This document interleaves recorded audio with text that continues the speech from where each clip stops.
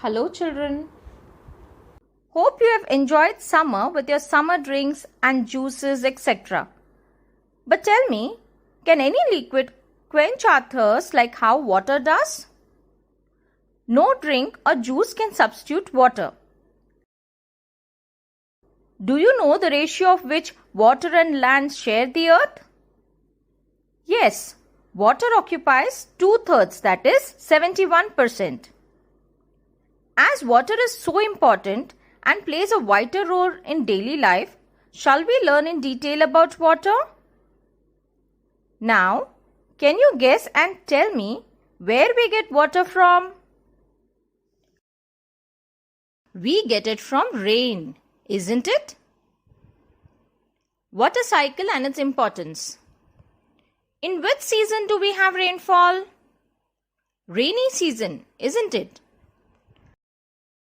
Try to recollect what you have learned in your previous classes regarding rains. Yes, you're right. It's a stage in a phenomena called water cycle. In this lesson, you're going to learn water cycle as an essential process without which water can't be given another name, blue planet. Do you think the water is equally distributed on the earth? As you are aware that the earth we live in the terrain, has varied landforms and is highly uneven. The quantity and quality of water is not same all around the world. It even differs from place to place within a state once river or water body changes. Now, let us look at water cycle and learn how it occurs in different stages. Stages in water cycle. Water cycle. The process of water evaporating from the seas, forming clouds in the sky, coming down as rain, flowing down the slopes on land in the form of rivers and finally joining the sea is called the water cycle. Evaporation. Let us observe one example. When you wash your clothes and dry them under the sun, you see after some time the clothes dry up. Here, what is happening to the water in the clothes? One more example. When you pour a little water in a plate and keep it in a room or outside, after 2 or 3 days, if you see the level of water in the plate decreases. What happened to that water? Not only that, any place on this earth which is having water, it decreases its level. Why? It is because of the heat and temperature. Why do we get rains only during few months, not during other months? It is because during summer season, the water in the water bodies evaporates due to the sun's heat or high temperature. The water on heating changes into vapor. This phenomena is called evaporation. Evaporation. As you have seen in the above picture, water in all the water bodies evaporates in large quantities. Now, what is happening to the water vapor? Formation of clouds and rain. Now children, these raindrops fall on the earth in the form of rain, dew, fog, snow or hail. This is precipitation. Yesterday it was raining, wasn't it children? How many of you tried to come out and play? How many of you tried to take your rain gauge and measure the rainfall? We already prepared a gauge in the previous class as our activity. Good. Some of you played in the rain. Tried to measure the rainfall. That's very good. Take a look at this picture. We can see that it is raining. At the same time, you can also see the rainwater falling on the ground and running down. Now tell me, what happens to this flowing rainwater? Children, out of the rainwater, some amount percolates into the soil. Some flows on the surface of the land.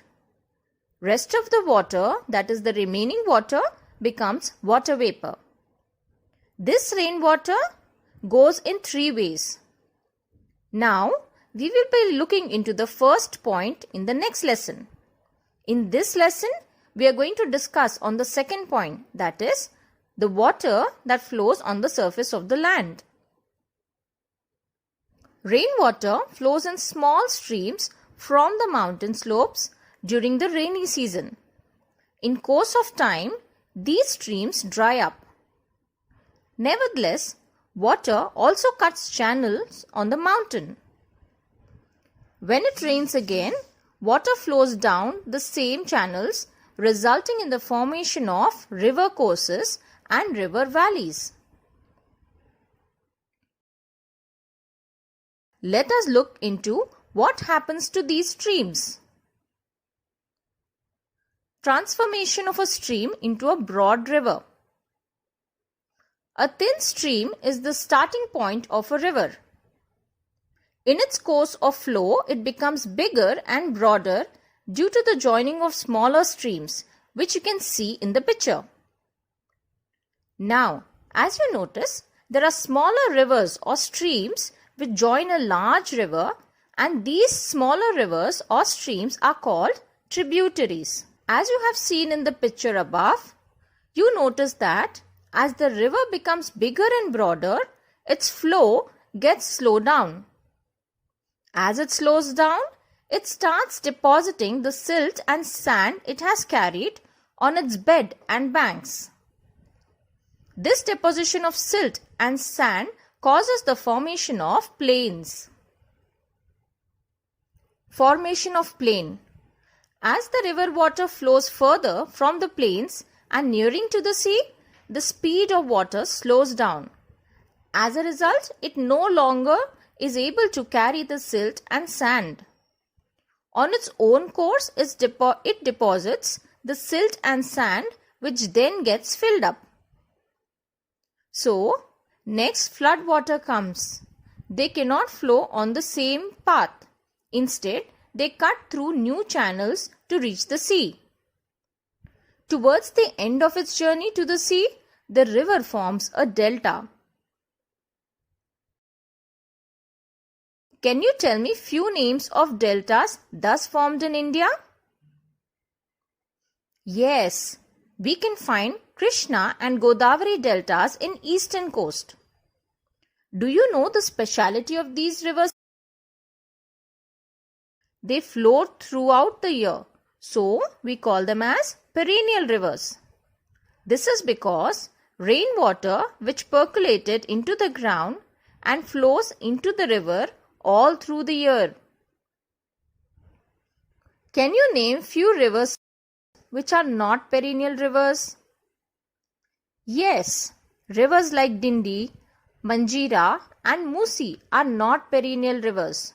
They depend on seasonal rains, which are scanty. Do you know what is the reason? These rivers start in the Eastern Ghats. They receive only moderate rainfall and water flows rapidly into the sea. So, they go dry in non-rainy season. Have you seen the TV, children? You might have seen the drowned villages with houses, animals and humans. Alas, it was so sad to see. How does these floods occur? Yes, when there are heavy rains. It is not because of heavy rains. Look at the picture.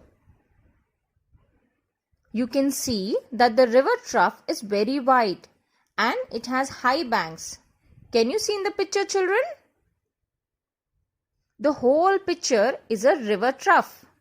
Trough means a wide vessel. So, the area here is just like a trough. You can see a bank on either side of the trough which is high in position. The middle part with the main stream, floodplains, pebbles and sand deposit is a river valley. This valley is, as you see, filled with sand and grains. The river is flowing like a small stream amidst it. You also notice that there are no trees. This is because every year when it rains heavily, this valley is filled with water, allowing no permanent trees or plants to grow here. This treeless bed is called the flood plain of the river. All major rivers have their floodplains. These floodplains will be filled back in the rainy season. As the floodplains are overfilled, the excess water goes into the river bank and into the nearby areas. Floods.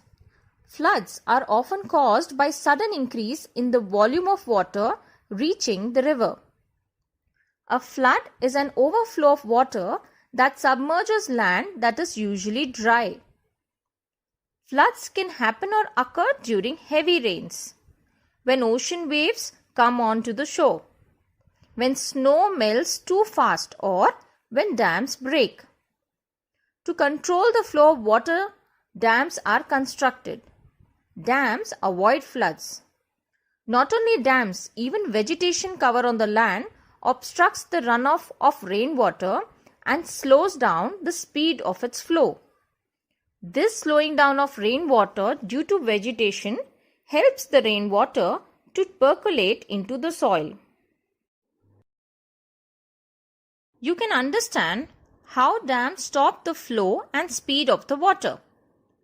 But how does the vegetation help in preventing floods?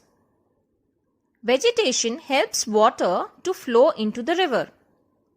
It helps in increasing the absorption of water into the soil. It stops soil erosion. It keeps the topsoil fertile. It also reduces the capacity of carrying water by the river. It increases the percolation of water in the ground.